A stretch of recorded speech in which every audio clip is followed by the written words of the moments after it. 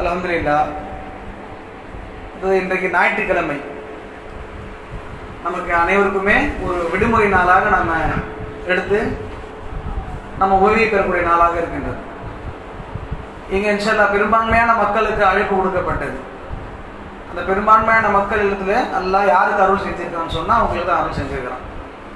இந்த தர்பியாவில் பல மக்களுக்கு இந்த தாவா எடுத்து வைத்து நல்ல விஷயங்களின் பக்கம் நன்மையின் பக்கம் அழைத்த பிறகு அல்லாஹ் யார் நாடி இருக்கிறான்?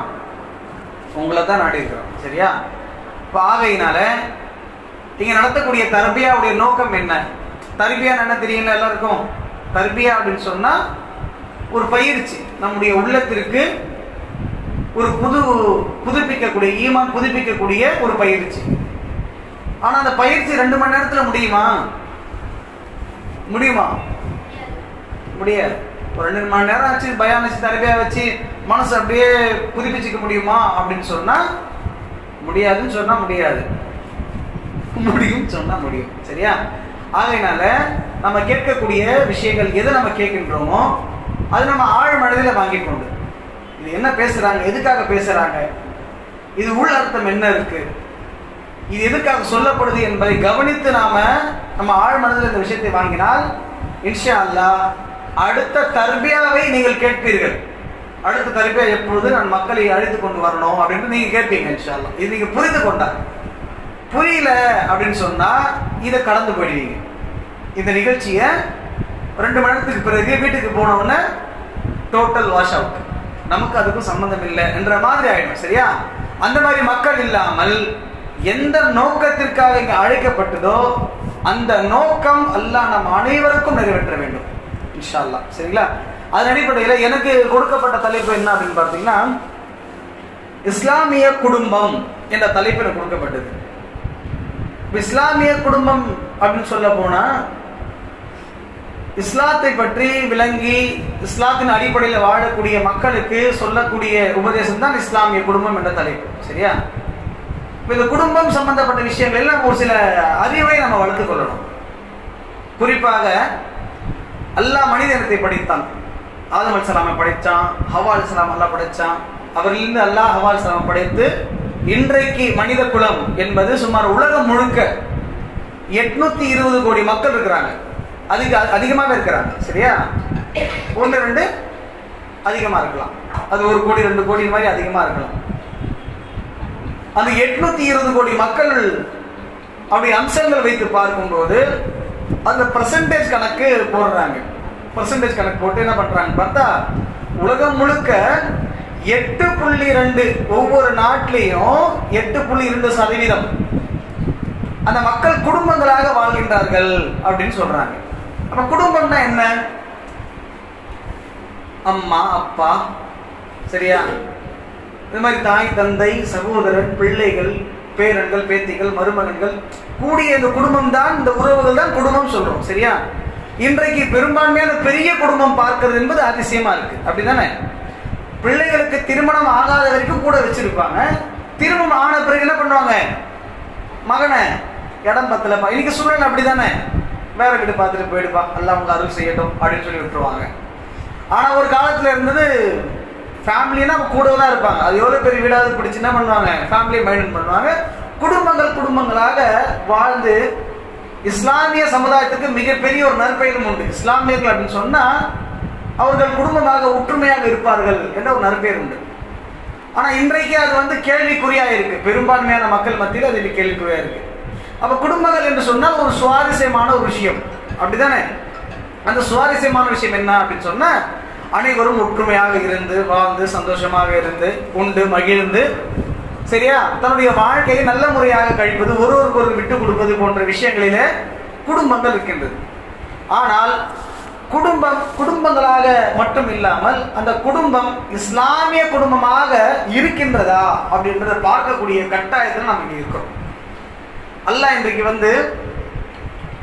மனித சமுதாயங்கள், அதிகமான மனித சமுதாயங்கள் இந்த உலகத்தில் வாழ்ந்து கொண்டிருக்கிறாங்க. அவர்கள் வெவ்வேறு மார்க்கத்தை வெவ்வேறு அந்த மதத்தை சார்ந்தவர்களாக இருக்கிறாங்க. அவங்களும் குடும்பம் நடத்துறாங்க. நாம மட்டும் தான் குடும்பம் நடத்துறோமா? நம்ம மட்டும் குடும்பம் இருக்கா அப்படின்னு பார்த்தா கிடையாது. அவங்களுக்கும் என்ன இருக்கு? குடும்பங்கள் இருக்கு. அவங்க வீட்டில் நல்லது கெட்டது எல்லாமே பார்க்கணும், நாமும் நல்லது கெட்டது பார்க்கிறோம்.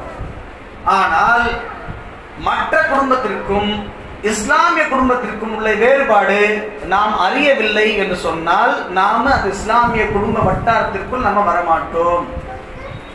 எப்படி? எல்லோரும் போல நாம இல்ல, நீங்க எப்படி வேணாலும் இருக்கலாம், நாங்க அந்த மாதிரி இருக்க முடியுமா? நீங்க எப்படி வேணாலும் வாழலாம், ஆனால் நாங்கள் அப்படி வாழ முடியுமா? எங்களுக்கு ஒரு கட்டுக்கோப்பு இருக்கின்றது, எங்களுக்கு ஒரு மறுமை இருக்கின்றது. அதை நினைத்துத்தான் எங்களுடைய வாழ்க்கை தரங்களை நாங்கள் அமைத்து வைத்திருக்கின்றோம் என்பதை நினைக்கக்கூடியவர்கள் தான் இஸ்லாமிய குடும்பங்கள். இந்த கேட்டகரியில இருந்தா, எந்த கேட்டகரி சொல்லக்கூடிய கேட்டகரி எல்லாம் இருந்தான்னு சொன்னாங்கன்னா அவங்க இஸ்லாமிய குடும்பத்தின் வட்டாரத்திற்குள்ள வருவாங்க.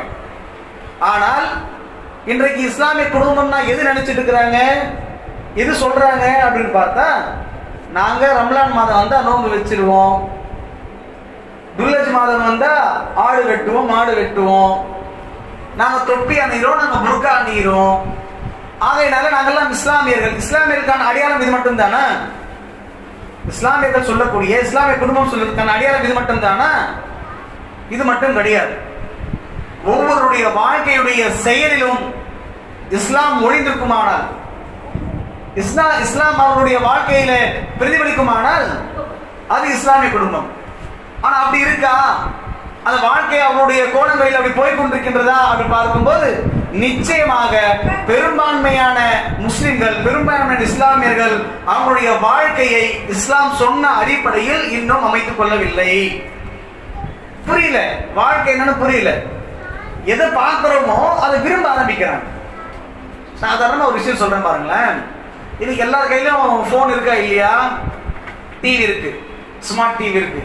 வீட்டில் போனை கனெக்ட் பண்ணி யூடியூப்பை பார்க்கலாம், அப்படிதானே? நிறைய வீட்டுல இந்த மாதிரி ஃபெசிலிட்டிலாம் நிறைய எல்லாம் இருக்கும், போன் இருக்கு, அல்ஹம்துலில்லாஹ். ஆனால் இதுல பல இஸ்லாமிய பெண்கள் எதை விரும்புகின்றார்கள், எதை பார்க்கின்றார்கள் சொல்லும் போது அதிகமாக பார்க்கக்கூடிய விஷயம் என்னன்னு பார்த்தா திருமணம் நிகழ்ச்சி இருக்கு. ஒருத்தங்க வீடியோ போடுறாங்க, இஸ்லாமியர்கள் தான், இந்தியாவில் வாழக்கூடிய அவங்க பேர் தாங்க இஸ்லாமியர்கள், சரியா? அவங்க வீடியோ போடுறாங்க. அவங்களுடைய வீடியோக்கு சப்ஸ்கிரைபர் எத்தனை? இந்த சப்ஸ்கிரைபர்கள் யார் அப்படின்னு கேட்டா முழுக்க அதிகமான முஸ்லிம்கள், குறிப்பாக உருது பேசக்கூடிய முஸ்லிம்கள், சரியா? அதுல அவங்க என்ன காட்டுறாங்கன்னா, எங்கெல்லாம் கல்யாணம் நடக்குதோ, முஸ்லிம்கள் கல்யாணம் நடக்குதோ, அந்த திருமணங்களை கலந்து கொண்டு வீடியோ எடுத்து அதை பப்ளிஷ் பண்றது அவங்களோட வேலை யூடியூப்ல. அப்ப எப்படி இருக்கும்? திருமணம்னால பயங்கரமா இருக்கும். இது அவங்களுடைய திருமணம், ஆடம்பரங்கள் என்ன, கூத்து என்ன, கும்மாளம் என்ன, அவங்களுடைய ஒவ்வொரு விஷயங்களும் பார்க்கும்போது சினிமாவை அப்படியே டெட்டோவாக அப்படியே பார்க்கக்கூடிய அளவிற்கு இருக்கும். சமீப காலம்ன்ற பழைய காலத்துல சொன்னாங்க, பழைய படம் ஆயிடுச்சு, ஒரு இந்தி படம், பேர் வரல எனக்கு, மறந்துட்டேன். அந்த படத்துடைய காட்சிகள் எல்லாமே முஸ்லிம்களுடைய குடும்பங்களில் நடக்கக்கூடிய அத்தனை விஷயம் அப்படியே இருக்கு. பேர் தான் முஸ்லிம் குடும்பம், ஆனால் அந்த மார்வடி கலாச்சாரம், பிரமத கலாச்சாரம் எல்லாம் ஒன்றிணைந்தது போல அந்த வீடியோ அப்படியே காட்டுறாங்க. அதுக்கு விரும்பி பார்க்கறாங்க. அதை விரும்பி பார்த்து சொல்றாங்க, என்னுடைய பையனுடைய கல்யாணம் இப்ப இங்க இருக்கு, கமெண்ட் பண்றாங்க, இன்னைக்கு டேட்ல இருக்கு, நீங்க வந்து வீடியோ பிடிங்க. எப்படி? அப்ப இவங்க முஸ்லிம்களா, இவங்க இஸ்லாமிய குடும்பமா? எதை விரும்புறாங்க? உலகத்தோடு சார்ந்து எது எல்லாம் மார்க்கம் கற்றுத்தரவில்லையோ, எது மார்க்க கலாச்சாரம் இல்லையோ, அதை விரும்பக்கூடியவர்கள் எப்படி இஸ்லாமிய குடும்பங்களாக இருக்க முடியும்? ஆரம்பமே முடிஞ்சு போச்சு, பேஸ்மெண்ட்டே காணுமே. அப்ப பெயர் தாங்கி புர்கா இருக்கு, தொப்பி இருக்கு, ஜுப்பா இருக்கு, தாடி இருக்குன்றனால இவர்கள் இஸ்லாமிய குடும்பங்களாக மாறிவிட முடியாது. செயல்பாட்டில், செயல்களில் கொண்டு வந்தால் மாத்திரமே அவர்கள் இஸ்லாமிய குடும்பங்களாக மாற முடியும். அப்ப அப்படிப்பட்ட குடும்பங்களாக ஆக வேண்டும் என்று சொன்னால் தம்முடைய எண்ணத்தை, தம்முடைய பார்வையை முழுக்க இஸ்லாத்தின் பால் திருப்ப வேண்டும். ஏன் தெரியுமா? இந்த வாழ்க்கை, போகக்கூடிய இந்த வாழ்க்கை இருக்கு பாருங்க, ஆடம்பர வாழ்க்கை, அனாச்சாரமான வாழ்க்கை மிக பெரிய விளைவின் பக்கம் கொண்டு போய் சேர்த்திருக்கின்றது. அந்த விளைவை அறிந்தால், இஸ்லாமிய மக்கள், முஸ்லிம் மக்கள் அந்த விளைவை அறிந்தால், அல்லாஹ் பாதுகாக்க வேண்டும், அவர்கள் கண்டிப்பா தன்னை அல்லாஹ்வோட பாதுகாப்பு கேட்பாங்க. அல்லாஹ் நம்மளை இந்த விளைவிலிருந்து எங்களை காப்பாத்து அப்படின்றது. உலகத்தை பார்த்து உலகத்தை சார்ந்து தன்னுடைய உள்ளங்களை சேர்த்து வைத்து அதனோடவே பயணிக்கக்கூடிய மக்கள் சொல்லக்கூடிய சம்பவங்களை ஆழ்மனதிலே வைத்துக் கொண்டு நம்முடைய குடும்பத்தை எல்லாம் காப்பாற்ற வேண்டும் அல்லாஹ் பிரார்த்தனை செய்து உள்ளங்களை மாற்றிக்கொள்ளுங்கள், தன்னுடைய செயல்பாடுகளை மாற்றிக்கொள்ளுங்கள். அப்படிப்பட்டெல்லாம் விஷயம். தூரம்லாம் போகல, ரொம்ப தூரம் ஊர்லாம் நான் காட்டல. அங்கே இருக்கக்கூடிய ஒரு குடும்பம் அல்லாஹ் பாதுகாக்க வேண்டும். குடும்பத்தை சரியான விதத்தில் அணுகாமல், அந்த குடும்பத்தை சரியான விதத்தில் மார்க்கம் எத்தி வைக்காமல், ஒரு குடும்பத்தில் இருக்கக்கூடிய தலைவனும் தலைவியும் தான் தோன்றித்தனமாக வாழ்ந்தால் அந்த குடும்பம் என்ன நிலைமைக்கு ஆகும்? தந்தை அவன் எப்படி இருக்கிறான், தனக்கு என்ன அப்படின்ற இல்லாம தன்னுடைய வாழ்க்கையில டிவியை பார்க்கறான், இன்ஸ்டாகிராம பார்க்கறான், யூடியூப் ஷார்ட் பார்க்கறான், அது போல தன்னுடைய வாழ்க்கையை மாத்திட்டு இருக்கான். இவனும் ஷார்ட் போறான். அம்மாக்காரி என்ன பண்றா, எல்லாம் அனாச்சாரமான திருமணங்களிலே கலந்து கொண்டு அந்த அனாச்சாரமான திருமணங்களிலே அவர்களும் உலாவி வந்து அந்த கலாச்சாரத்தை ஏற்றார்கள். அவங்களுடைய உள்ளத்துல அதான் பதிஞ்சிருக்கு. அவருடைய பிள்ளைங்களுடைய உள்ளங்களிலே அதுதான் பதிஞ்சிருக்கு. நல்லா யோசிச்சு பாத்துங்க. இந்த விஷயம் நம்ம எல்லா முஸ்லிம் மக்களும் உணர்ந்து பார்ப்பதற்காக தான் சொல்லப்படுது. தயவு செஞ்சு நீங்க நல்ல ஆழமா இதை சிந்திச்சு பாருங்க, சரிங்களா? இது இந்த குடும்பம் அப்படியே இருக்கு. ஒரு கட்டம் வருது. இந்த தகப்பனார் என்ன செய்யறாரு, ஒரு பையனை தத்தெடுக்கிறாராம். வயசுக்கு வந்த பையனை. இவருக்கு 2 பொண்ணு இருக்கு. எத்தனை பொண்ணு? 2 பொண்ணு இருக்கு. ஒரு வயசுக்கு வந்த பையன், ஒரு நல்ல ஒரு வாலிப ஒரு பையனை தத்தெடுக்கிறாராம். எப்படி அப்பான்னு சொல்லணும், இவன் மகன் சொல்லணும். ஃபர்ஸ்ட் இஸ்லாத்துல என்ன சொல்லப்பட்டிருக்கு? தனக்கு பிறக்காத குழந்தை தனக்கு என்ன செய்ய சொல்லக்கூடாது, அப்பான்னு சொல்லக்கூடாது, வளர்ப்பு தந்தைன்னு சொல்லலாம். ஆனா அதே மாதிரி வயசு பிள்ளைங்க இருக்கும்போது நீ இன்னொரு வாலிப ஒரு பையனை கூட வந்து எப்படி வந்து குடும்பத்தை இணைக்க முடியும்? அவன் தங்கச்சி ஆயிடுவார், அவனுக்கு ஆக முடியுமா? பெரிய ஈமான் தாரீங்களா நீங்கள்லாம்? கரெக்டா பர்ஃபெக்டா நடக்கக்கூடியவங்களா? கிடையாது. அப்ப இந்த மாதிரியான சூழ்நிலையில அவங்க வீட்டுல ஒரு முசீபத் வருது. அல்லாஹ் பாதுகாக்க வேண்டும். அங்கே அவருடைய பெண்ணுக்கும் அந்த ஆணுக்கும் தொடர்பு ஏற்படுகின்றது. அது தாய்க்கு தெரியுது. தாய் சொல்லுகின்றால், நீ இந்த மாதிரி செஞ்ச அப்படின்னா நான் தூக்கு மாட்டி செத்துருவேன். அப்ப அந்த பெண்ணுடைய மகள் சொல்கின்றால், அப்படியா, அப்ப எப்போ சாலிங்கன்னு சொல்லுங்க, நாங்க ஓடுறதுக்கு எங்களுக்கு ஈஸியா இருக்கும். சொல்றதுக்கு கசப்பா தான் இருக்கும். நாங்க சொல்ல வேண்டிய தருணம் இது, பதிய வைக்கக்கூடிய தருணம் இது. எச்சரிக்கையாக இருங்கள், ஜாக்கிரதையாக இருங்கள். முஸ்லிம் சமூகமே, இஸ்லாமிய குடும்பங்களே, அல்லாஹ்வும் அல்லாஹ்வுடைய தூதரும் எதை நமக்கு தடுத்தார்களோ அதனுடைய வாழ்வை நம்ம தடுத்துக் கொள்ளட்டும். இல்லைன்னு சொன்னா விளைவுகள் மிகப்பெரிய விளைவுகளாக வரும். இரவு தாய் தூக்க மாட்டா, பொண்ணுக்கு தெரியுது, போறா, தெரியுது, தடுக்கல. எப்படிப்பட்ட ஒரு விஷயம் அங்க அரங்கேறுது? மார்க்கத்தை விட்டு வெளியே போறாங்கன்னா என்ன? எல்லாமே நடக்கும், எல்லாமே சாத்தியம், எல்லாமே நடக்கும். இதுக்கு மேலேயும் நடக்கும். அம்மா இறந்து 40வது நாள் 2 லட்சம் ரூபாய் பணம், 3000 நகை காலி, பொண்ணு போயிடுச்சு வெளியே. எதன் அடிப்படையில் வாழ்ந்த குடும்பம்? எதன் அடிப்படையில்? இஸ்லாத்துக்கு மாற்றமா இது அவங்க பண்றாங்க, நாங்களும் பண்றோம். ஏன் போக கூடாதா? அந்த திருமணத்துக்கு போக கூடாதா? நீங்க சொல்றதுக்கு யாரு?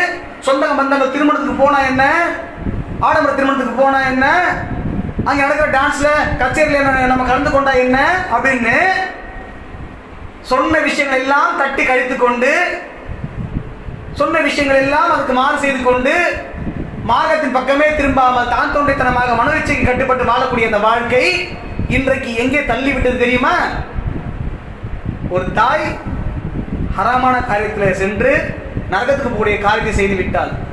அடுத்தது இன்னொரு மகள் இருக்கின்றால், அந்த மகள் சொல்கின்றாள், நானும் என் தாயுடன் அப்படிதான் போக போகின்றேன். வாழ்க்கை சும்மாவா? நான் கேட்கிறேன். வாழ்க்கை அப்படின்னு சொன்னா, அல்லாஹ் நமக்கு கொடுத்த இந்த வாழ்க்கை அப்படின்னு சொன்னா சும்மாவா? எவ்வளவு பெரிய அமானிதம். அது எந்த அளவுக்கு கட்டுக்கோப்போடு அந்த கட்டுக்கோப்பான வாழ்க்கையோடு கொண்டு போகணும். அது எல்லா குடும்பத்துக்கும் பொறுப்பல்லவா? அல்லாஹ் நபிகள் நாயகம் சொல்றாங்களே, நீங்கள் ஒவ்வொருவரும் பொறுப்புதாரிகள், பொறுப்புள்ளவங்க. அந்த பொறுப்பை நீங்கள் பேணிக் கொள்ளுங்கள். அந்த பொறுப்பை பற்றி நாளை மறுமை நாளில் உங்களுக்கு விசாரிக்கப்படும். ஆணுக்கும் விசாரணை இருக்கு, பெண்ணுக்கும் விசாரணை இருக்கு. அந்த விசாரணை பற்றி கொஞ்சம் கூட கவனிக்காம தன்னுடைய வாழ்க்கை தான் தோன்றித்தனமாக வாழ்ந்தோம் என்று சொன்னால் ஷைத்தான் அழகாக பூந்து அவருடைய வாழ்க்கையை விளையாடிடுவான், நரகத்தின் பக்கம் கொண்டு போய் சேர்த்துடுவான். கடைசியில இந்த தகப்பனார், எல்லாத்துக்கும் காரணமான இந்த தகப்பனாருடைய வாழ்க்கை என்ன தெரியுமா? அவனுடைய நாவல் என்ன தெரியுமா வருது? அடுத்தது நான் தான். இது சைக்காலஜிக்கலா உங்களுக்கு சொல்லக்கூடிய விஷயம் என்ன அப்படின்னு பார்த்தா, இது உங்களுக்கு புரிய வைக்கக்கூடிய விஷயம் என்னன்னு பார்த்தா, எப்பொழுது நம்ம மார்க்கத்துக்கு முரணாக நடப்போமோ, நம்முடைய வாழ்க்கையில மார்க்கத்துக்கு முரணான காரியங்கள் அரங்கேறுமோ, அந்த பிரதிபலிப்பு நம்முடைய பிள்ளைகளுடைய வாழ்க்கையில ஆழமாக பதியும். சரியா? நம்ம சர்வசாதாரணமா வீட்டுல ஒரு டிவியை வைத்து பார்த்து விட்டு போயிடலாம், நம்ம ஒரு படம் பார்த்துட்டு போயிடலாம், ஒரு படம் தான். சரியா? ஆனா அந்த படம் பிள்ளைகளுடைய மத்தியில மிக பெரிய ஒரு பாதிப்பை உண்டாக்கக்கூடிய விஷயமாக மாறிவிடும். மாறும், சாத்தியம். சர்வசாதாரணமாக ஒரு குடும்பத்தில் ஒரு பாட்டு கேட்டு போயிடலாம், ஆனால் அந்த பாட்டு உங்களுக்கு புரியாது, அந்த குழந்தைகளுக்கு புரியும். அதனுடைய தாக்கம் அந்த பிள்ளைகளுடைய வாழ்க்கையில மிகப்பெரிய பாதிப்பை உண்டாக்கிவிடும். இன்னைக்கு நடந்துகிட்டே இருக்கு. இஸ்லாமிய குடும்பங்களாகவே இல்லை. அதான் அல்லாஹ் வந்து எச்சரிக்கையாவே சொல்றான். அல்லாஹ்வுடைய எச்சரிக்கை, யா அய்யுஹல்லதீன ஆமனூ கூ அன்ஃபுஸக்கும் வஹலக்கும் நாரா வகூதுஹன் நாஸு வல் ஹிஜாரா. ஓ ஈமான் கொண்டவர்களே, உங்களையும் உங்களுடைய குடும்பத்தாரையும் நீங்கள் நரக நெருப்பிலிருந்து காத்துக் கொள்ளுங்கள். அதனுடைய நரக நெருப்பானது மனிதர்களும் கற்களும் ஆகும். எப்படிப்பட்ட விஷயம்? எச்சரிக்கை. நீ உன் குடும்பத்தை பாதுகாத்துக்கப்பா. உன் குடும்பத்தை நீ பாதுகாக்கலன்னு சொன்ன உன் குடும்பத்தோட நீ எங்க போவ? நரகத்துக்கு போவ. அப்ப குடும்பத்தை காக்கக்கூடிய கடமை ஒவ்வொரு ஆணுக்கும் பெண்ணுக்கும் இருக்கா இல்லையா? அதை பாதுகாக்கணுமா இல்லையா? அதன் மீது கவனம் செலுத்துவது எப்படி? நம்முடைய வீட்டு காரியங்களை, நம்ம வீட்டு அனைத்து விசேஷங்களிலே நம் மார்க்கத்தை பின்பற்றுவது எப்படி கவனம் செலுத்தணும். இல்லைன்னு சொன்னா விபரீதங்கள் இன்னும் நிறைய இருக்கு. சொன்னா அப்புறம் நீங்க பயானே வேணாம் இருந்து போயிடுவீங்க. அந்த அளவுக்கு விபரீதம். ஒரு விஷயம் தான் சாம்பிள் சொன்னேன். இது மாதிரி விபரீதங்கள், பலவேறு விபரீதங்கள், பலவிதமான விபரீதங்கள். சமீப காலம் ஒரு முஸ்லிம் குடும்பத்தில் நடக்கல. 2 வயசு குழந்தை இருந்துச்சுங்க. அது இறந்ததுக்கு தாய் தந்தை தான் காரணம். முஸ்லிமுடைய குடும்பம் கேரளாவில். மார்க்கம் என்பது சும்மா கிடையாது. ஒரு குடும்ப அமைப்பு என்பது அல்லாஹ் வந்து கட்டுக்கோப்பாக ஆக்கி அதுக்கு பல விஷயங்களை கற்றுக் கொடுத்து நீங்கள் இப்படித்தான் அதை நடைமுறைப்படுத்த வேண்டும், இப்படித்தான் நீங்கள் வாழ வேண்டும், இந்த கோட்டுடன் நீங்கள் வாழ்ந்தீர்கள் என்று சொன்னால் அமைதியாக வாழலாம். அதெல்லாம் சொன்னா நீங்க மனசு போல நீங்க வாழ முடியாது. நீங்க மனசு போல வாழ முடியாது. அப்படி நீங்க மனசு போல வாழ்ந்தீங்கன்னா இந்த உலகத்துல நீங்க அவமானமும் பயமும் பிரச்சனையும் இது போன்ற விஷயங்கள் தான் நீங்க சந்திப்பீர்கள். இது அல்லாஹ்வுடைய வாக்கு. அல்லாஹ் சொன்னா ஆதம் அலைஹிஸ்ஸலாம் அங்க சொர்க்கத்திலிருந்து வெளியேற்றும் போது, இந்த உலகத்துக்கு அனுப்பும் போது அல்லாஹ்வுடைய வாக்கு. எப்படிப்பட்ட வாக்கு? ஃபைம்மா யாத்தி என்னக்கும் மின்னி ஹுதன் ஃபமன் தபியா ஹுதாயா ஃபலா ஹவுஃபுன் அலைஹிம் வலஹும் யஹ்ஸனூன். இங்கிருந்து நீங்க என்ன பண்ணுங்க? அனைவரும் இறங்கி விடுங்க. நம்மளை பார்த்து அல்லாஹ் சொன்னா எல்லோரும் இங்க இறங்கி விடுங்கள். என்னிடத்திலிருந்து உங்களுக்கு நேரான வழி வரும். அல்லாஹ்விடத்திலிருந்து உங்களுக்கு என்ன வரும்? நேரான வழி வரும். அந்த நேரான வழியை நீங்கள் பின்பற்றும் காலமெல்லாம் நீங்கள் வழி தவற மாட்டீர்கள். அல்லாஹ்விடத்திலிருந்து நேரான வழி வரும். அந்த நேரான வழியை நீங்கள் பின்பற்றீங்கன்னு சொன்னீங்கன்னா உங்களுக்கு கவலை கிடையாது. உங்களுக்கு என்ன இல்லை? பயம் இல்லை. பயம் இல்லாத ஒரு வாழ்க்கையை நீங்கள் இந்த உலகத்திலே அமைத்துக் கொள்ளலாம். இருக்கா இல்லையா? எதுக்காக தௌஹீத் ஜமாத்துல பயான் போட்டால வரதட்சணை திருமணத்துக்கு போவாதீங்க, ஆடம்பர திருமணத்துக்கு போவாதீங்கன்னு ஏன் சொல்றோம்? என்ன காரணத்துக்காக சொல்றோம்? அல்லாஹ்வுடைய மார்க்கத்துக்கு முரணா நீங்க போனீங்க அப்படின்னு சொன்னா உங்களுடைய உள்ளங்கள் அந்த மாதிரி தான் வரும். நாளைக்கு அந்த வாழ்க்கை, உங்களுடைய பிள்ளைகளுடைய வாழ்க்கை பாதிக்கப்படும். எதுக்காக சொல்றோம்? இது போன்ற நிறைய சம்பவங்கள் அரங்கேற்கக்கூடிய காரியம் கண்கூடாக பார்க்கின்றோமே. திருமணத்துக்கு போனா திருமணம் நல்லாவா நடக்குது? அல்லாஹ் பாதுகாக்கணும். தலை நிறைய மல்லிப்பூ, புர்கா இல்லாம, சரியா, ஒரு ஹிஜாப் பேணாம, வரதட்சணை கொடுத்து வரதட்சணை வாங்கி திருமணம் செய்யக்கூடிய ஒரு நிகழ்வு. பூக்கள் என்ன, அவங்களுடைய விசேஷங்கள் என்ன, அவங்களுடைய பேச்சுக்கள் என்ன, வீடியோக்கள் என்ன, எல்லாம் பலம் அங்கே இருக்கும். இப்போ அல்லாஹ்வுடைய லானத் இறங்கக்கூடிய, அல்லாஹ்வுடைய சாபம் இறங்கக்கூடிய ஒரு இடத்துல தானும் போனா அந்த சாபத்துல அந்த லானத்துல அவனை தானே இறங்குவான், அதுல அவனை தான் அகப்பட்டுக் கொள்வான். அப்ப இது நபிகள் நாயகம் ஸல்லல்லாஹு சொல்றாங்க இல்லையா, எங்க அல்லாஹ்வுடைய லானத்து இருக்குதோ அந்த பக்கம் நீங்க போனீங்கன்னா கூட அந்த லானத்து உங்களுக்கு தான். எங்க அல்லாஹ் தன் திருமணம் சொல்றான், எங்க குர்ஆன் வசனங்கள் கேலி கூத்தாக்கப்படுகின்றதோ அந்த சபையில நீங்கள் கலந்து கொள்ளாதீங்க. அப்படி கலந்து கொண்டீங்கன்னா நீங்களும் அவர்களை போன்றவர்களே. அப்ப குர்ஆன் வசனங்கள் கேலி பண்றாங்களா அப்படி சில பேர் கேட்பாங்க, குர்ஆன் வசனம் கேலி பண்றாங்களா? ஒரு நிகழ்ச்சி, ஒரு திருமணம் நடக்குது, அங்க நம்ம என்ன செய்யறோம், சாப்பாடு போடுறோம், அது குர்ஆன் வசனத்தை கேலி செய்யற மாதிரியா அப்படின்னு திருப்பி கேள்வி கேட்கறாங்க. ஆமா, குர்ஆன் வசனத்தை கேலி தான் பண்றீங்க. அல்லாஹ் சொல்றான் வரதட்சணை வாங்கக்கூடாது, மகர் கொடுத்து திருமணம் செய்ய சொல்றான். நீங்க அதை தவிர்த்து நீங்க தான் பண்றீங்க, கேலி செய்யற மாதிரி வரதட்சணை வாங்கிட்டு திருமணம் செய்வீங்க. நபிகள் நாயகம் ஸல்லல்லாஹு அலைஹி வஸல்லம் சொல்றாங்க எளிமையான திருமணத்துல பரக்கத் இருக்குன்னு சொல்றாங்க. அந்த எளிமையான திருமணத்தை பரக்கத்தா உண்டாக்காம நீங்க ஆடம்பரமாக்கி அல்லாஹ்வுடைய லானத்தை இருக்கிறீங்க. இது கிண்டல் செய்யற மாதிரி தான். விலாவரியா அந்த மக்களுக்கு சொன்னாதான் புரியணுமா? ஒரு வசனம் நம்முடைய தெளிவுக்கு போதாதா? எங்க ஹிஜாப் பேணப்படுகின்றதா? சரிங்க, ஹிஜாப் எல்லாம் பேணப்படுது, எல்லாம் பர்ஃபெக்டா இருக்கு, ஆண்கள் தனி பெண்கள் தனி, ஆடம்பரமான திருமணம் போலாமா? வரதட்சணை இருந்த மட்டும் போலாமா? போகக்கூடாது. ஒண்ணு எக்ஸ்ட்ரா இருந்தா கூட, மார்க்கம் முரணான விஷயங்கள் அதுல இருந்தா கூட என்ன செய்யணும், தூக்கி எறிஞ்சிடணும். அந்த மனப்பான்மை நம்முடைய உள்ளத்துல வரணும். சரியா? இன்னைக்கு ஆண் மக்களும் அதில் புரிந்து கொள்ளணும். திருமணம் சம்பந்தப்பட்ட விஷயங்களில இன்னைக்கு எப்படிப்பட்ட ஈமான் இருக்கு அப்படின்னு சொன்னா அல்லாஹ் பாதுகாக்கணும். திருமணம் சொன்னா எல்லாமே மாறி போயிடுது. ஏன் திருமணத்தை பத்தி பேசுறேன்னு சொன்னா, இங்க இருந்து தான் எல்லா பலாவும் ஆரம்பம். இங்க இருந்து தான் ஈமான் எல்லாம் தொடச்சி வைக்கக்கூடிய நிகழ்வுல எங்க நடக்குது அப்படின்னு சொன்னா இங்க திருமணத்துல நடக்குது. திருமணம் மட்டும் பேசி முடிச்சுட்டா போதுமே, திருமணம் அந்த நேரம் வந்துட்டா போதுமே, ஆம்பளைக்கு தாடி இருக்காது. சரியா?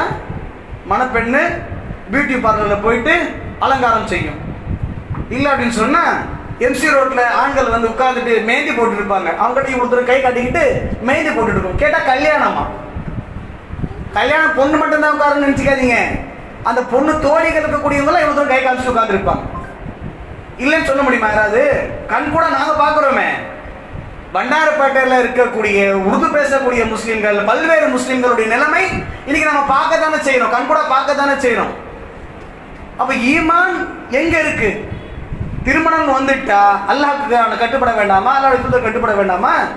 நம்ம மனப்போக்க நம்ம செய்யலாமா? அப்ப திருமணம் வந்துட்டா இது அல்லாஹ்வுடைய தூதர் இப்படிதான் சொன்னாங்க, இப்படிதான் பேசணும், திருமணத்தை இப்படிதான் பேசணும், இப்படிதான் முடிவெடுக்கணும். ஆடம்பரம் பண்ணாம எளிமையான திருமணம் தான் பண்ண, இதுதான் பர்க்கத் இருக்கு அப்படின்றத இஸ்லாமிய குடும்பம் எப்பொழுது விளங்கிக் கொள்கின்றதோ அப்போது நம்முடைய வாழ்க்கையில பர்க்கத்து பர்க்கத்து பர்க்கத்து தான். அந்த பர்க்கத்தை இன்னைக்கு இழந்து கொண்டிருக்கிறாங்க, இழக்கிறாங்க. அந்த ஒரு பாவம் செய்யறது மட்டுமல்லாம இன்றைக்கு சர்வசாதாரணமாக வட்டிகளிலே மூழ்கி கிடக்கக்கூடிய முஸ்லிம்களை பார்க்கின்றோம். திருமணத்திற்காக இருக்கட்டும், பல்வேறு விஷயங்களுக்காக இருக்கட்டும், இன்னைக்கு வட்டி என்ன திரும்ப ஆயிடுச்சு, சர்வசாதாரணமாயிடுச்சு. இந்த ஏகத்துவ கொள்கைவாதிகள், தௌஹீத்வாதிகள் அப்படின்னு சொல்றோமா இல்லையா? நாங்கெல்லாம் தௌஹீத்வாதிகள், ஏகத்துவவாதிகள் யாரா இருந்தாலும் அவங்களுடைய உள்ளத்துல அல்லாஹ்வுடைய அச்சம் பயம் இருக்கணும், அல்லாஹ் பயப்படணும். அப்பதான் அவன் என்ன பண்ணுவான், தவறின் பக்கம் போக மாட்டான். எனக்கு ரொம்ப கஷ்ட காலம் வந்துருச்சு, எனக்கு ரொம்ப பிரச்சனை வந்துருச்சு, அதனால என்ன செஞ்சுட்டேன், எனக்கு யாரும் கொடுத்து உதவல. சொல்லக்கூடிய வார்த்தை என்ன, எனக்கு யாரும் கொடுத்து உதவலைங்க. பயம் பேசுறவர் எங்களுக்கு 10,000 ரூபாய் கொடுப்பாரா? இல்ல இந்த ஜமாத்துல தலைமையாக கூப்பிடுறாங்களே அவங்களுக்கு ரொக்க பணத்தை கொடுப்பாங்களா? என் பொண்ணு கல்யாணம் இருக்கு, என் பையனுக்கு கல்யாணம் இருக்கு, யாரும் கொடுப்பாங்களா? எவனா கொடுக்க மாட்டான். நம்ம தண்டல்காரன் கோடீஸ்வரன் தான் கொடுப்பான், சுப்பராஜ் தான் கொடுப்பான், ஆரோக்கியராஜ் தான் கொடுப்பான் அப்படின்னு சொல்லி ஒரு குடும்பமே போயிட்டு தண்டல் பக்கமும் அந்த வட்டி பக்கமும் விழக்கூடிய காட்சியை பார்க்கிறோமா இல்லையா நாம? அப்ப இந்த விஷயங்கள் எல்லாம் சமீப காலமாக மக்கள் மத்தியில நடைமுறைப்படுத்திருக்கின்றது. சர்வசாதாரணமாக வட்டி வாங்குறது ஒரு பெரிய குற்றமே இல்லாத மாதிரி இன்னைக்கு சமூகத்தில் இருக்கு. பெரிய குற்றமே இல்லை. தாய் தன்னுடைய பிள்ளைகளுக்கு சொல்வதில்லை வட்டி ஹராம், வட்டி வாங்கக்கூடாதுன்னு சொல்லி, கணவன் மனைவிக்கு சொல்றதில்ல, மனைவி கணவனுக்கு சொல்றதில்ல, ஹராம் சொல்றதில்ல.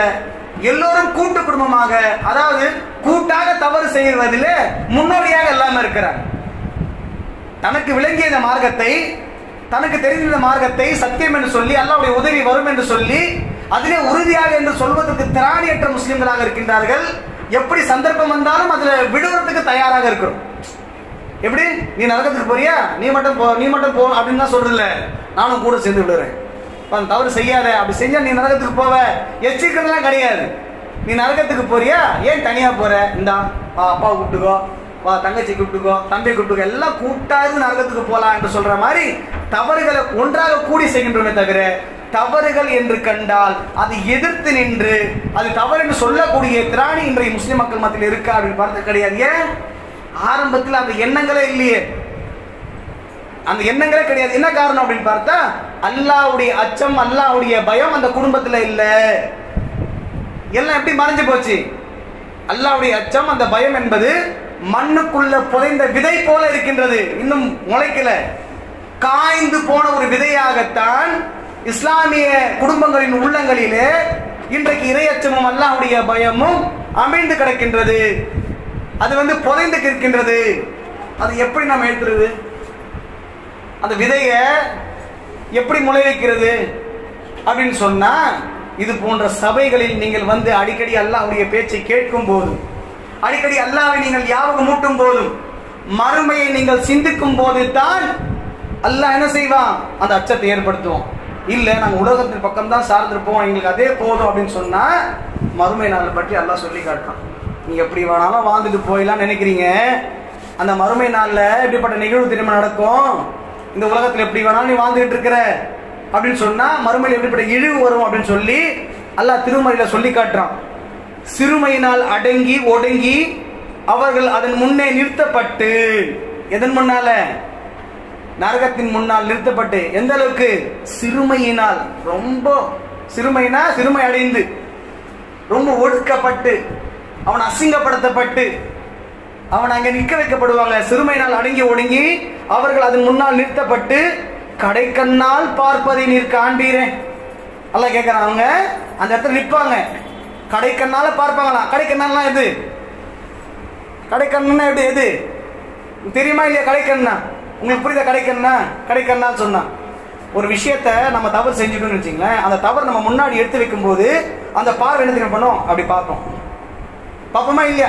பசங்கள்லாம் நீங்க பார்த்தா கண்டுபிடிச்சிடலாம் இந்த கடைக்கண் பார்வை என்ன அப்படின்றது. பிள்ளைங்க தவறு கேட்டா அவங்க அப்படின்னு பார்ப்போம், அப்படியே பார்ப்பாங்களே. அல்ல அந்த கடைக்கண்ணை வச்சு சொல்றான், கடைக்கண்ணால் பார்ப்பதை நீர் காண்பீர், கியாமத் நாளில் தமக்கும் தமது குடும்பத்தினருக்கும் நட்டத்தை ஏற்படுத்தியோரே உண்மையில் நட்டம் அடைந்தவர்கள். யார் நஷ்டவாளிகளா? தனக்கும் நஷ்டம், தனக்கு நஷ்டம் அடைஞ்சிட்டான், தன்னுடைய குடும்பத்துக்கும் நஷ்டம் அடைய செஞ்சுட்டான்னு சொன்னா அவன் தான்ப்பா மிகப்பெரிய நஷ்டவாளி. பெரிய நஷ்டவாளி யாரு? அவனும் திருந்தல, தன்னையும் நஷ்டத்துக்குள்ளாகிட்டான், தன்னுடைய ஒட்டுமொத்த குடும்பத்தையும் கொண்டு போய் நரகத்துல கொண்டு போய் சேர்த்தான் இல்லையா, அவன் தான் மிகப்பெரிய நஷ்டவாளி அப்படின்னு சொல்லி அல்லாஹ் சொல்றான். நட்டமடைந்தவர்கள் அவர்கள் தான் உண்மை நட்டமடைந்தவர்கள் என்றும் நம்பிக்கை கொண்டோர் அப்போது கூறுவார்கள். யாருக்கு சொல்லுவாங்க அந்த இடத்துல? சொன்னோமா இல்லையா? தர்பியா வச்சு சொன்னோம், மெகாஃபோன்ல சொன்னோம், திருமணம் கொண்டு வச்சு சொன்னோம், பிட் நோட்டீஸுகள் மூலமா சொன்னோம், சின்ன சின்ன புத்தகங்கள் மூலியமாக சொன்னோம், உங்களுக்கு பல்வேறு அழைப்புகளை கொடுத்தோமே, கடைசியில் இங்கே நிற்கிறீங்களே, நீங்க தான்ப்பா பெரிய நஷ்டவாளி அப்படின்னு யார் சொல்லுவாங்களாம்? இறை நம்பிக்கை கொண்டவர்கள் சொல்வார்கள். கவனத்தில் கொள்க, அநீதி இழைத்தோர் நிலையான வேதனையில் இருப்பார்கள். உலகத்தை பார்த்துட்டு உலக மோகங்களை மூழ்கி கடந்து அப்படி இருந்தீங்கன்னு சொன்னீங்கன்னா நீங்க தான் மிகப்பெரிய நஷ்டவாளி. அல்லாஹ் உங்களுக்கு என்ன செய்வான்? மிகப்பெரிய ஒரு இழிவை தருவான் அப்படின்றத இந்த குர்ஆன் வசனம் நமக்கு மிகப்பெரிய விஷயத்தை எடுத்துக்காட்டுது. இந்த உலகத்திலே வாழும்போது தம்முடைய செயல்களை சீராக்கி கொண்டு நாம வாழணுமே தவிர இந்த செயல்களுக்கு நாம ஒருபோதும் என்ன செய்யக்கூடாது? ஆதரவு கொடுக்க கூடாது. தவறான செயலாம் அதை விட்டு ஒழிச்சிடணும்.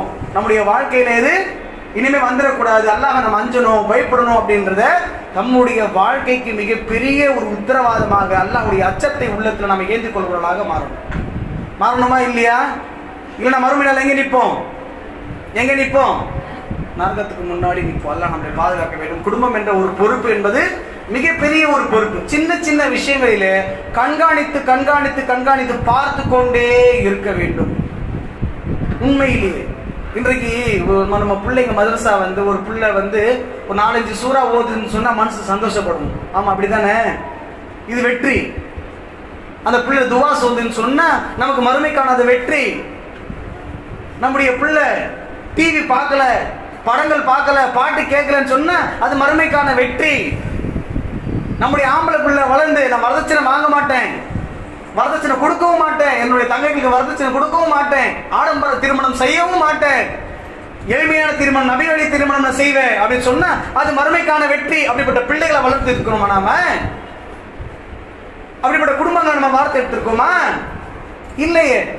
சுத்தமா சொல்ல போனா நம்முடைய உள்ளங்களிலே அல்லாஹ் என்ற வார்த்தை வரவில்லை. நம்ம இன்னும் நம்முடைய உள்ளங்களிலே அந்த முழுமையான நம்பிக்கை நம்ம இன்னும் கொண்டு வரல. அப்படி கொண்டு வந்துட்டா இந்த உலகம் நமக்கு பெருசா தெரியாது.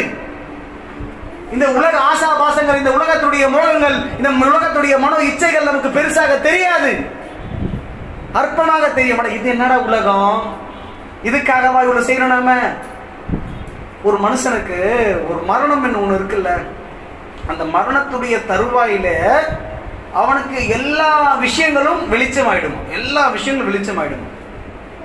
1-2 கிடையாது. அவன் வாழ்ந்த 60 வருஷம் வாழ்ந்தான், 70 வருஷம் வாழ்ந்தா, 100 வருஷம் வாழ்ந்தா கூட அந்த 100 வருஷத்துடைய வாழ்க்கை ஃபில்டர் பண்ணி அவன் கண்ணு முன்னாடி காட்டப்படுமா, இதுதான் நீ வாழ்ந்தது. இந்த வாழ்க்கைக்காகத்தான் நீ இவ்வளவு பாடுபட்ட. அல்லாஹ்வை மறந்த, அல்லாஹ்வை மறுத்த, மார்க்கத்தை மறுத்த, ரசூலுல்லாஹ்வை மறுத்த என்பது போல அது ஒட்டுமொத்த வாழ்க்கையை அல்லாஹ் அவங்களுக்கு என்ன செய்வானா, ஃபில்டர் ஆகி காட்டுவானா. அப்ப அந்த நேரத்தில் அவங்க நினைப்பாங்களா, ஆஹா நம்ம ஜோலி முடிஞ்சு போச்சு, நம்ம வேலை முடிஞ்சு போச்சு, நாம இனிமே எதுவுமே இன்னைக்கு சந்தர்ப்பம் கேட்கவும் முடியாது, இங்க நம்ம தப்பிக்கவும் முடியாது என்ற சூழ்நிலையிலே அவர்கள் வந்திருக்கும் போது மலக்குமார்களுடைய கேள்வி அவர்களிடத்துல கேட்கப்படும். எப்படி வாழ்ந்த என்றத அவர்களிடத்துல கேட்கப்படும். எல்லோருக்குமே, ஆணுக்கும் பெண்ணுக்கும் எல்லோருக்குமே அந்த தருணத்துல சில கேள்விகள் கேட்கப்படும். என்ன செய்து கொண்டிருந்தாய் என்ற ஒரே ஒரு வார்த்தை. எப்படிப்பட்ட வார்த்தை தெரியுமா? அது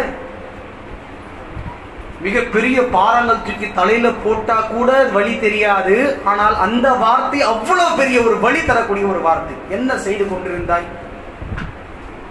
100 வருஷம் வாழ்ந்தல என்ன செஞ்சிட்டு இருந்த அப்படின்னு சொன்னா ஒட்டுமொத்த ஃபில்டர் வாழ்க்கை எடுத்து காட்டிடுவாங்க, வாழ்ந்த வாழ்க்கையெல்லாம் எடுத்து காட்டிடுவாங்க. அப்ப எங்க இந்த கேப் காட்டுவாங்க? இல்ல நான் தொழுதேன், இல்ல நோன்பு வச்சேன், நான் அனாச்சாரமான திருமணம் கலந்து கொள்ளல, எல்லாம் ஃபில்டர் பண்ணி எல்லாம் காட்டுவாங்கல்ல. எல்லாம் ஹராம்ல இருந்த, வட்டியில இருந்தா, அதுல இருந்து சொல்லி எல்லாமே எங்கேயுமே கேப் இருக்காது நம்முடைய வாழ்க்கையில தப்பிக்கிறதுக்காக. அப்ப சொல்லுவானா, நான் பலவீனமா இருந்தேன். என்ன சொல்லுவானா? பலவீனமா. நான் இன்னைக்கு மக்கள் சொல்றோமா இல்லையா? ஏங்க வரல? இல்ல உடம்பு முடியல. ஏங்க தரிபாக்கு வரல? இல்ல இந்த மாதிரியான சூழ்நிலை பிரச்சனைங்க. அந்த மாதிரி சாக்கு சொல்றதுக்காக இந்த வார்த்தையை பயன்படுத்துவானா, நான் பலவீனமாக இருந்தேன்.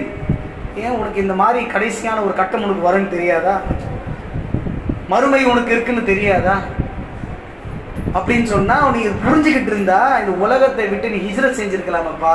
இந்த அனாச்சாரங்களை விட்டு, இந்த அசிங்கங்களை விட்டு, இதெல்லாம் நீ விட்டு நீ அல்லாஹ்வுக்காக ஹிஜ்ரத் செய்து போயிருந்து நீ அல்லாஹ்வுக்காக வாழ்ந்திருக்கலாம் இல்லையா? இந்த மாதிரி செய்யலையே.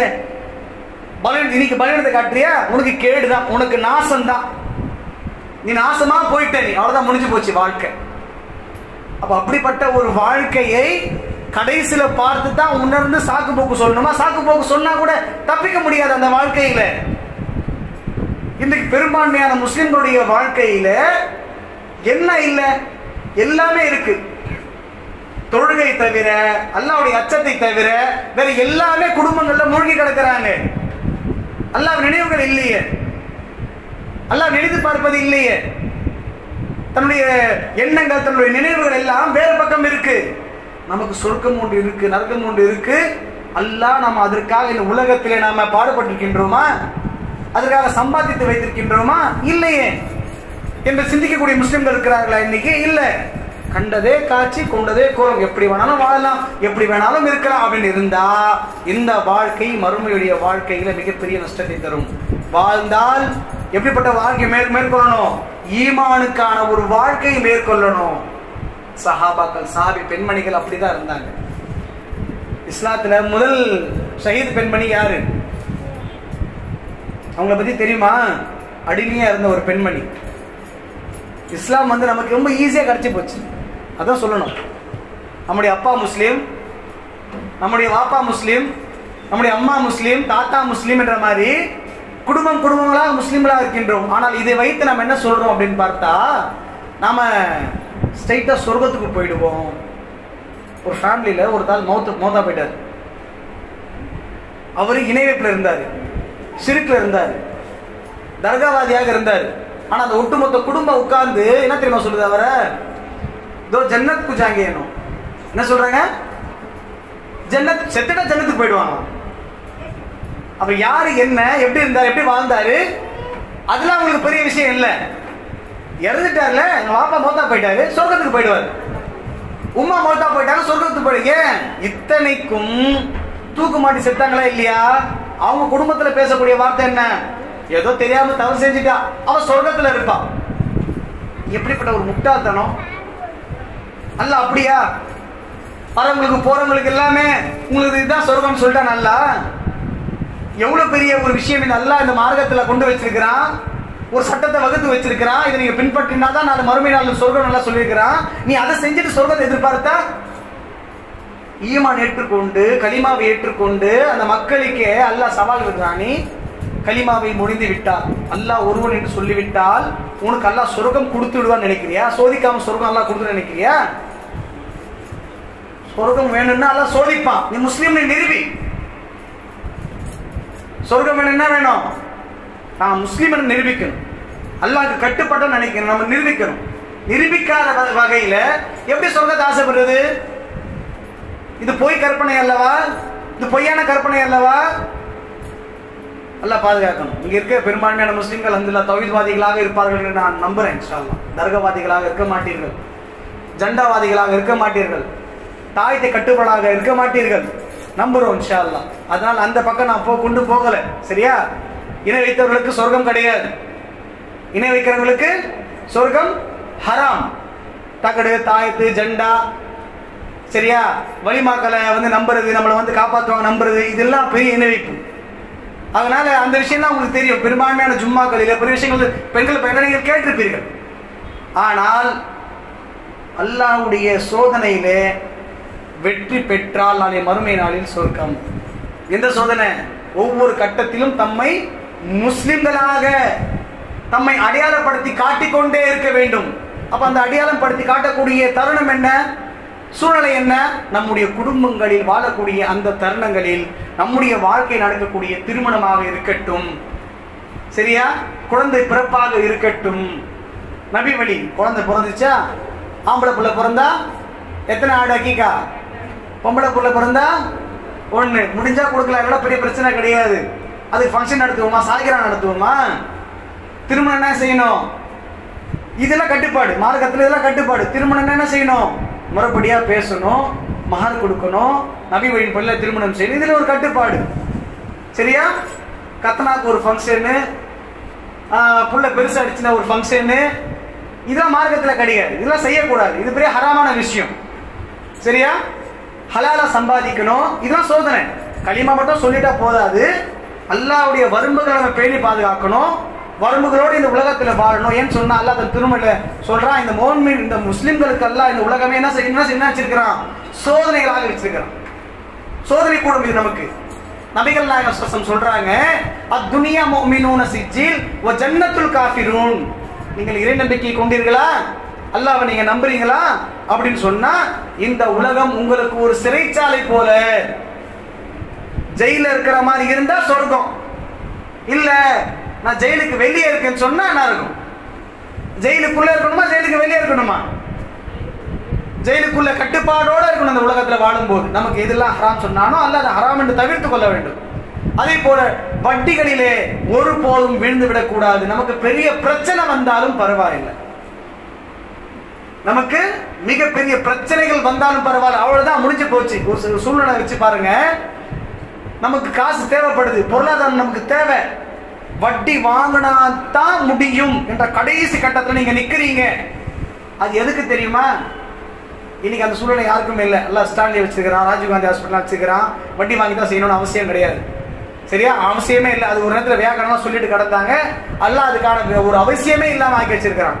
இன்னைக்கு வட்டி வாங்கி பிள்ளைகளுக்கு ஃபீஸ் கட்டணும், சரியா, வாடகை கொடுக்கணும் அப்படின்றது எண்ணம் உள்ளத்துல நீங்க வச்சுட்டீங்கன்னா அது அப்படிதான் ஆகும். என்ன நீங்க உள்ளத்துல நினைக்கிறீங்களோ அல்லாஹ் அப்படிதான் ஆக்குவான். இல்ல, என் ரப்ப எனக்கு கொடுப்பான், அல்லாஹ் எனக்கு உதவி செய்வான், அரியாபுரத்தின் அல்லாஹ்வுடைய உதவி எனக்கு வரும் அப்படி நினைத்தால் அல்லாஹ்வுடைய உதவி வரும். அப்ப இது எல்லாம் பேணி காத்தோம் என்று சொன்னால் நம்முடைய குடும்பம் இஸ்லாமிய குடும்பம்.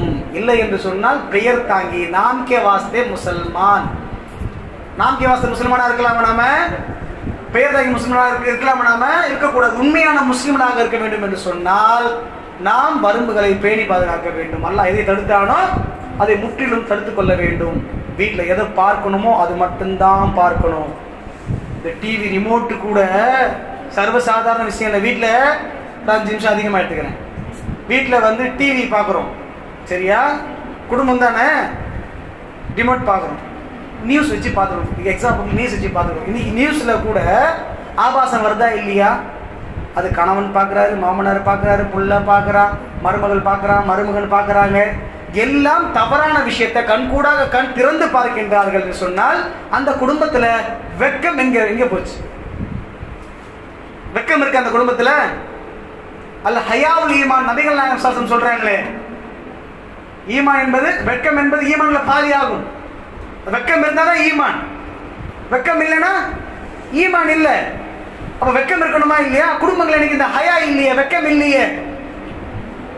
ரசிக்கிறாங்க சீரியல்ல, ஒரு ஆம்பளை உட்கார்ந்து இருக்கிறான், ஒரு பொம்பளை உட்கார்ந்து டிவி பாக்குறாங்க அப்படின்னு சொன்னா அந்த சீரியல் அரைக்குறை ஆடையா வந்து உட்காருது. பெண்ணுக்கு சாதாரணமா தெரியலாம், ஆம்பளைக்கு அது வந்து அசிங்கம் தானே, அவன் பார்வையில காம இருக்கும் தானே, அவன் ஆம்பளை தானே. அப்ப அந்த மாதிரி அசிங்கங்களை வீட்டுல உட்காந்து பார்க்கலாமா? அசிங்கமான பாட்டுகள், அசிங்கமான இந்த விஷயங்கள்லாம் பார்க்கலாமா? சேனல்ல கூட பார்க்கறோம்னு சொன்னா கொஞ்சம் எச்சரிக்கையா இருக்கணும். பசங்க இருக்கிறாங்க, ஆண்கள் இருக்கிறாங்க, டக்குன்னு மாத்தணும். அதான் ஈமான். இந்த முக்கியமான நியூஸ், மழை நியூஸ் ஒன்று பார்க்குறோம், இந்த ஸ்கூல் சம்மந்தப்பட்ட நியூஸ் பார்க்குறோம், தேவை இருக்கு, தேவை தானே இருக்கு, இல்லைன்னு சொல்ல முடியுமா? நம்ம பார்க்குறோம்னு சொல்லும்போது கவனிப்பா இருக்கணும். இது ஈமான் இருக்குன்னு அர்த்தம். இந்த ஈமான் இல்லை அப்படின்னு சொன்னா அந்த குடும்பத்துல இஸ்லாம் இல்லை, இஸ்லாமிய குடும்பம் இல்லைன்னு அர்த்தம். இதோ பறந்து விருந்து கிடக்கு, ஷைத்தானுடைய விஷயம் பறந்து விருந்து கிடக்கு, அங்கே வர்க்கத்தா இருக்குன்னு அர்த்தம். இந்த மாதிரியான விஷயங்களை நம்ம பேணி பாதுகாக்கணும். மிக முக்கியமான விஷயம் என்ன அப்படின்னு பார்த்தா, இஸ்லாமிய முறைகள், ஒழுக்க முறைகள் நம்முடைய குடும்பத்தில் கொண்டு வரணும். மிக முக்கியமான முறை, உங்க குடும்பத்தில் அதிகமா சலாம் சொல்லுங்க. மிக முக்கியமான விஷயம், சலாம் சொல்ல பழகிங்க. முதல்ல அதிகமா பிள்ளைகிட்ட சொல்லுங்க, சலாம் சொல்லுங்கன்னு சொல்லுங்க. நீ வெளியே போயிட்டு வந்தா கூட, 2வது தடவை வந்தா கூட சலாம் சொல்லிட்டு தான் உள்ள வரணும், சரியா? சின்னவங்க பெரியவங்க பார்க்காம சலாம் சொல்லுங்க. நேரம் ஆயிடுச்சுன்னா தொழுதுட்டியான்னு கேளுங்க. தொழுகை நேரம் ஆயிடுச்சு, தொழுகைக்கு போன்னு சொல்லுங்க. இது உங்களை தப்பா நினைச்சாலும் பரவாயில்ல, வீட்டுல என்ன புதுசா இருக்கு பரவாயில்ல, நீங்க பழகி கொள்ளுங்க, சலாம் சொல்லுங்க, எடுத்த விஷயங்களை சொல்லிக்கிட்டு இருங்க, தொழப்போங்க சொல்லுங்க, சொல்லிக்கிட்டே இருங்க. இன்ஷா அல்லாஹ் ஒரு நாள் அந்த வீட்டுல மிகப்பெரிய ஒரு மாறுதல், ஒரு மாற்றம் ஏற்படும். டிவியில தப்பா நடக்குது, அதை ஆஃப் பண்ணுங்கன்னு சொல்லுங்க, எச்சரிக்கை செய்யுங்க. பிஸ்மில்லான்னு தொடங்குங்க. எந்த விஷயமா இருந்தாலும் பிஸ்மில்லான்னு தொடங்குங்க, பிஸ்மில்லாவோட ஆரம்பிங்க, அல்லாஹ்வுடைய பெயர் சொல்லி தூங்குங்க. நம்ம வீட்டில் ஷைத்தான்ல இருந்து பாதுகாப்பு பெற ஆயத்துல் குர்சி ஓதுங்க, ஆமன ரசூல் ஓதுங்க. வீட்டில் சுன்னத்தான தொழுகை, நஃபிலான தொழுகை தொழுங்க. பர்ல தொழுகை மட்டும் தொழுவாதீங்க, சுன்னத்தான தொழுகை, நஃபில் தொழுகையும் தொழுவுங்க. குர்ஆனை ஓதுங்க. உங்களுடைய நேரத்தை நல்ல நேரமாக அதை மாற்றுங்க. சரி, நமக்கு வந்து குர்ஆன் பார்த்து படிக்க முடியல, ஃபோன் தான் கையில் இருக்கு, ஃபோனில் என்ன பண்ணலாம்? நம்ம ஃபோனில் என்ன பண்ணலாம்? குர்ஆனை படிக்கலாம், சரியா? இங்கே இருக்கிறவங்க கையில் ஃபோன் இருக்கா இல்லை? எத்தனை பேர்ட்ட ஃபோன் இருக்கு? எத்தனை சகோதரி கிட்ட ஃபோன் இருக்கு? இல்லைங்களா? எவ்வளோ பெரிய விஷயம், எல்லாத்தையும் இருக்கு, எல்லாத்தையும் 10,000 ரூபாய் இருக்கு இல்லையா? அதை நீங்கள் தப்பிச்சிட்டீங்க, நீங்கள் தப்பிச்சிட்டீங்க. அல்ஹம்துலில்லாஹ். ஃபோனில் இன்னைக்கு அல்ஹம்துலில்லாஹ் என்ன இருக்கு? குர்ஆன் ஆப்ஸ் இருக்கு, சரியா? இந்த குர்ஆன் ஆப்ஸ் சொன்னீங்கன்னா நம்ம கிளை நிர்வாகிகள் என்ன பண்ணுவாங்க, லிங்க் அனுப்பி உங்களுக்கு இன்ஷா அல்லாஹ் நீங்கள் அதை ஏற்றிக்கலாம். நிறைய விஷயம் இருக்கு. குரான் துவாக்கள் இருக்கு, அதுல குரான் தமிழாக்கம் படிக்கலாம், அரபியில படிக்கலாம், விளக்கங்கள் படிக்கலாம். சரியா? நிறைய வரலாறு இருக்கு, அறிவியல் இருக்கு. ஒரு நாளைக்கு கொஞ்சம் கொஞ்சம் 10 நிமிஷம் 15 நிமிஷம் 20 நிமிஷம் படித்தா கூட ஒரு வருஷத்துல 2 வருஷத்துல நீங்க ஆலிம். சொல்றது புரியுதா? நம்முடைய வாழ்க்கையில ஒரு 2 வருஷம் அல்லாஹ் செலவு செஞ்சோம், கொஞ்சம் கொஞ்சம் படிச்சோம்னு சொன்னா ஒரு முழு குரானை படிச்சு முடிச்சிருவோம். விளக்கங்களுக்காக ஒரு வருஷம் ஒதுக்குனா கூட அது படிச்சு முடிச்சிருவோம். 10 நிமிஷம் 15 நிமிஷம் சொல்றது. இது படிச்சுட்டு அல்லாஹ்வுடைய மார்க்கத்தை தெரிஞ்சுக்கிட்டா ஆலிம் தானே. அப்ப அல்லாஹ் வஞ்ச முடியுமா இல்லையா? அல்லாஹ் பற்றிய விஷயங்கள் தெரிஞ்சு கொண்டா நம்ம அல்லாஹ்வுக்கு பயப்படுவோமா இல்லையா? அப்ப அச்சம் உள்ளத்துல வருமா இல்லையா? நேரங்காலங்களை வீணடிக்காதீங்க, அல்லாஹ்வுக்காக செலவு செய்யுங்க. தவறுன்னு தெரிஞ்சா உடனே தட்டி கேளுங்க, இல்லைன்னா அங்கிருந்து புறப்பட்டு வெளியே வந்துருங்க. அந்த சபையில நிக்காதீங்க. மார்க்கத்துக்கு உட்பட்டான விஷயங்களை மட்டும்தான் செய்வோம். நம்ம அல்லாஹ் தான் அஞ்சுறோம் என்பதை உள்ளத்துல நீங்க ஆழமாக பதிய வைத்துக் கொள்ளுங்கள். உங்களுடைய வாழ்க்கை இன்ஷா அல்லாஹ், நம்முடைய வாழ்க்கை அல்லாஹ் மாற்றி விடுவான். அந்த வாழ்க்கையின் மாற்றத்தின் பக்கம் நம்ம போவோம் இன்ஷா அல்லாஹ். போவோமா இன்ஷா அல்லாஹ்? இப்ப இந்த தர்பியா எதற்காக? நமக்கு வாழ்க்கையின் மாற்றத்திற்காகத்தான். இந்த ஒரு தர்பியாவோட நிக்காது இன்ஷா அல்லாஹ். இந்த கிளை மறுபடியும் தர்பியா வைக்கும். எத்தனை மாசத்துக்கு ஒரு தடவைன்றது சொல்லுவாங்க உங்ககிட்ட. அதே மாதிரி வாரத்துக்கு ஒரு நாள் தர்பியா நடந்துக்கிட்டு தான் இருக்கு. இது பெரிய தர்பியா, ஆமாவா இல்லையா? சனிக்கிழமை நான் வந்தேன். சனிக்கிழமை தானே? சனிக்கிழமை தான் பயான்ல பெண்கள் பயான். நான் ஒரு தடவை சனிக்கிழமை பெண்கள் பயானுக்கு வந்தேன். உண்மையில சொல்ற ரொம்ப வருத்தமா போச்சு. 4 பேர் தான், அதுல ஒரு தாய்.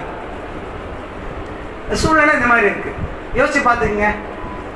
அப்ப நம்முடைய மஹல்லால அல்லாஹ் ஒரு மாதிரி ஒரு அமைப்பை ஏற்படுத்தி, ஒரு மர்க்கஸ் மாதிரி அல்லாஹ் ஒரு ஏற்படுத்தி பண்ணி நாமெல்லாம் மார்க்கம் கத்துக்கிறதுக்காக, சொர்க்கத்துடைய பாதை போறதுக்காக அல்லாஹ் ஒரு வழிவகுத்து கொடுத்துருக்கான்னு சொன்னா இதை பயன்படுத்திக்கணுமா வேண்டாமா?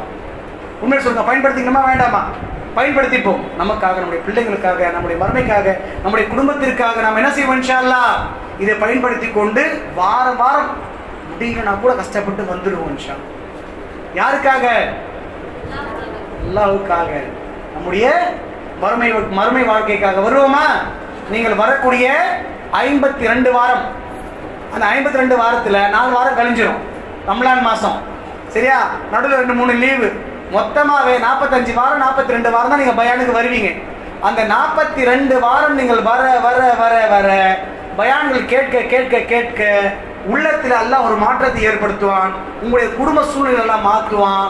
உங்கள்கிட்ட இருக்கக்கூடிய பல விஷயங்கள் எல்லாம் மாற்றி அல்லாஹ் சரியான பாதையில வழிநடத்துவான். இது மிகப்பெரிய ஒரு ஆப்பர்ச்சுனிட்டி நமக்கு எல்லாம் கொடுத்துருக்கிறது. உண்மைதானே? யார் யாரும் எப்படி எப்படியோ இருக்க, அல்லாஹ் நமக்கு மட்டும் ஹிதாயத் கொடுத்து நேர்வழி கொடுத்தீங்க, அல்லாஹ் இங்க உட்கார்ந்து வச்சிருக்கான்னு சொன்னா அல்லாஹ்வுடைய அருள் இல்லையா?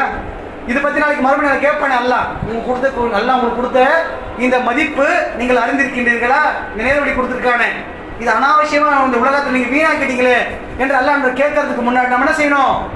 திருந்து பேணி வாழணும் இன்ஷா அல்லாஹ். எதை கேட்டோமோ, எதை சொன்னோமோ நம்முடைய வாழ்க்கையில அமல் செய்யக்கூடிய நன்மக்களாக, மார்க்கத்தை சரியான முறையில் பின்பற்றக்கூடிய மக்களாக, இந்த தர்பியா என்பது ஒரு காரணம்தான். சரியா? இதை வைத்துக்கொண்டு அல்லாஹ் நம்முடைய முழு வாழ்க்கையை மாற்றக்கூடிய நன்மக்களாக எல்லாம் அவங்களையும் என்னையும் ஆக்கி அறிவிப்புடன் கூறிக்கொண்டு எனது இந்த உரையை செய்கிறேன். அஸ்ஸலாமு அலைக்கும் வரஹ்மத்துல்லாஹி வபரகாத்துஹு.